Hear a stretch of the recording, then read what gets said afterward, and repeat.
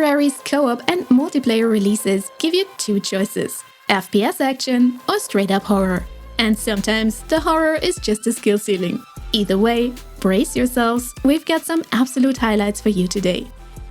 We had a very clear idea of what kind of games are scary to us, and which not so much. That was until we played the demo for REANIMAL a while back, which had us at deflated dudes sliding out of the toilet right up there on our list of discomfort. It even surpassed strolling around the baker's house in Resident Evil, and I can proudly proclaim that I keep the toilet lid firmly closed ever since playing REANIMAL, just in case. And with the release date on Friday the 13th, what could go wrong, right? At least it's perfectly timed for Valentine's Day. And in case you didn't know, adrenaline-inducing experiences boost feelings of attraction. You can thank us later. Anyway, if you were waiting for the real Little Nightmares successor from Tarsier Studios, we've got good news for you. Not only are you finally able to play a game like Little Nightmares together with a friend, but there will be even a Friends Pass available, which means half the price, double the fun, on PC and consoles with full cross-platform between them. REANIMAL tells the story of two siblings who return to the island they once escaped, now crawling with hideous creatures looking for their missing friends. It tells a nightmarish story of trauma, fear and trust. Expect around 6 to 8 hours of tense gameplay, packed with puzzles, platforming and passages that require stealth and team play. You can play in local couch co-op or online on one shared screen, which also means that it's mandatory that both of you stick together. Should you lose your gaming partner due to overwhelming fright, don't worry, you can also finish the game in solo mode. Although, being scared together is definitely more fun.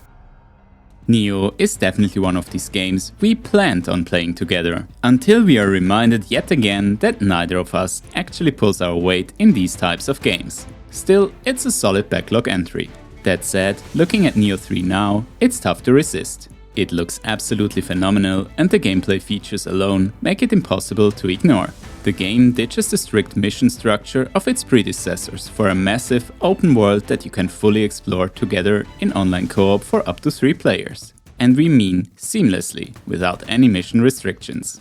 The land is filled with massive yokai and tough challenges that you can face together with your friends. You may also call upon both friends and strangers to help you out with tougher bosses. Or jump into another player's world to, you know, let your uber skills shine. Or kiss the dust together and silently leave again. The story is set in Edo period Japan, which is overrun by yokai. We step into the role of a young warrior who was just to become the next shogun. But obviously something doesn't go as planned.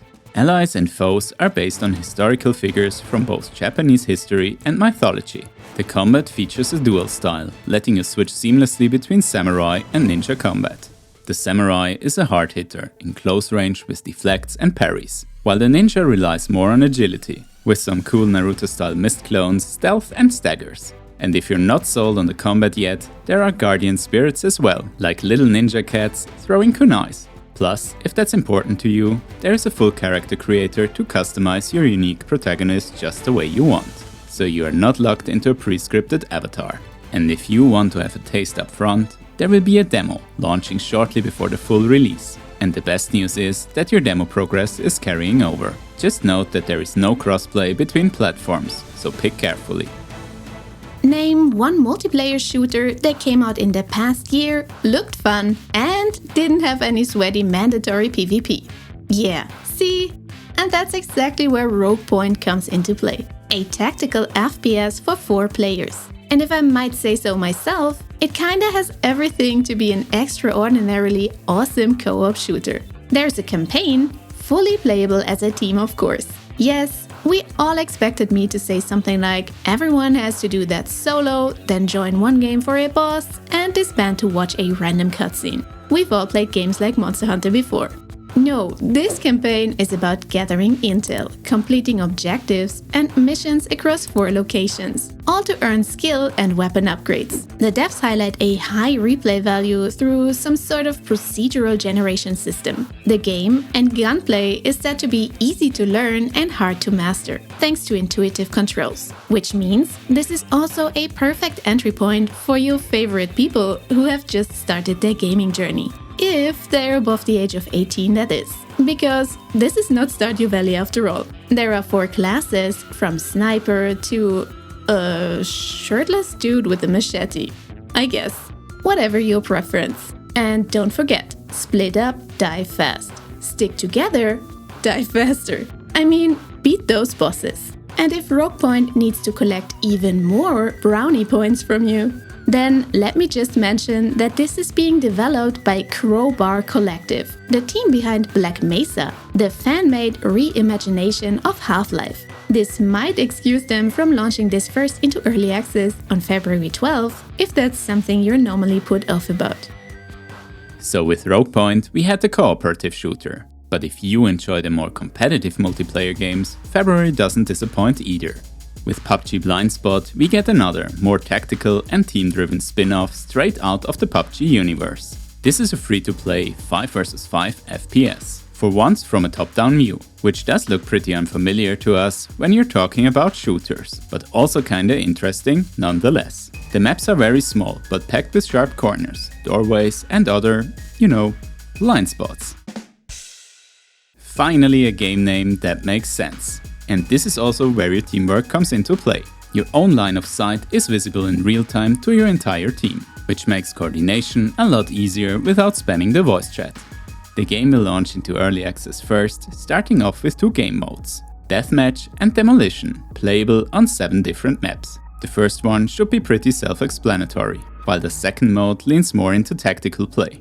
One team plays as defenders, barricading their crypt, while the other team tries to break into that using explosives and hacks. Both teams choose specialized agents with unique weapon loadouts, including gadgets like drones, mines and flashbangs.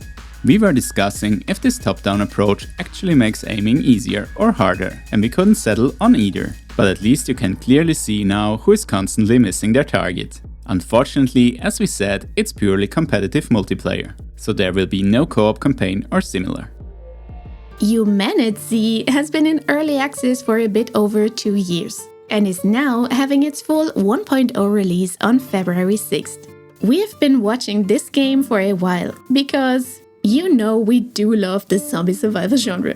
After 18 major updates and with all the positive reviews it has collected along the way, it's probably safe to say that this is a great entry to the genre. This is a top-down, open-world, co-op survival game where zombies sit firmly at the top of the food chain. You and your group scavenge ruined cities, drive across massive maps in vehicles, and build fortified bases to survive increasingly hostile nights. Just don't expect a story campaign or similar. This is purely a sandbox. Depending on your bravery level, you may push your luck for better loot in urban zones, or play it safe by hunting, fishing, and farming off the grid. Combat-wise, you have a selection of melee weapons, firearms, traps, and base defenses against different types of zombies.